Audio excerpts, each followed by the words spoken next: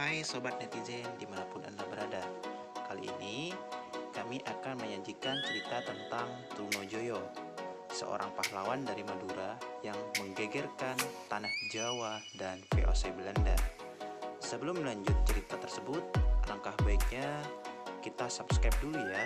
Dan jangan lupa like dan berikan komentar di kotak kolom komentar itu. Selamat menikmati sejarah ini. Trunojoyo dan kisah heroik melawan dua negara.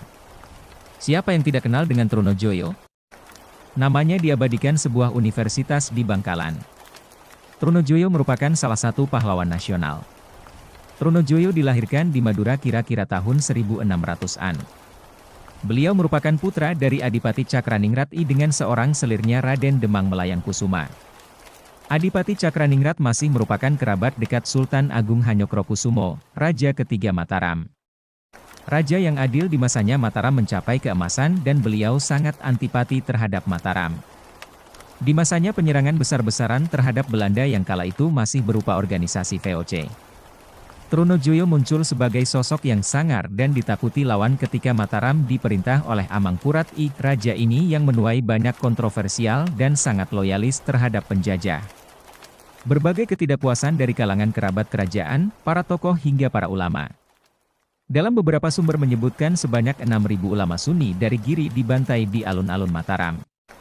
Salah satunya Trunojoyo yang diminta putra mahkota Mataram Adipati Anom untuk memberontak. Bakatnya yang luar biasa dengan cepat beliau mampu mengumpulkan laskar-laskar pasukan Madura yang anti terhadap Mataram. Pemberontakan Trunojoyo diawali pada tahun 1674 dengan penculikan Adipati Cakraningrat II dan beliau berhasil merebut kekuasaan Madura. Kemudian beliau memproklamasikan berdirinya negara Madura yang statusnya sama dengan Mataram, dan bergelar Panembahan Maduretno. Tidak hanya sampai di sini, Trunojoyo kemudian menjalin kerjasama dengan pasukan di luar Madura salah satunya dengan Karaenggalesong.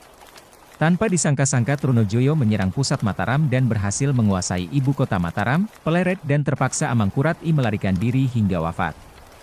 Namun kemenangan demi kemenangan ternyata Adipati Anom sang putra mahkota Mataram yang awalnya mendukung Trunojoyo malah berbalik menjadi lawannya. Adipati Anom kemudian naik tahta Mataram dengan gelar Amangkurat II. Adipati Anom juga menjalin kembali kerjasama dengan VOC Belanda persis seperti ayahnya, padahal kakeknya Sultan Agung sangat anti terhadap Belanda. Kemenangan tersebut kemudian berubah menjadi kekalahan, saat sahabatnya sendiri menjadi lawannya. Makin hari Trunojoyo semakin terdesak dan akhirnya menyerah di Gunung Kelut. Dengan menyerahnya Trunojoyo berakhirlah perlawanan terhadap VOC kala itu. Trunojoyo kemudian ditangkap dan dieksekusi dengan kejam oleh Amangkurat II. Dengan amarahnya jasadnya dicabik-cabik, kepalanya dipenggal dan dihancurkan. Namun perjuangan Trunojoyo walaupun berakhir tragis, ternyata sangat menguras tenaga materi lawan. Ibu kota Mataram Peleret luluh lantak dan kemudian berpindah ke Kartasura.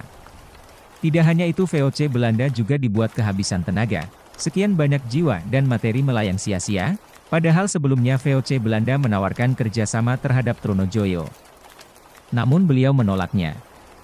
Sejak saat itu Mataram berada di bawah kendali VOC Belanda.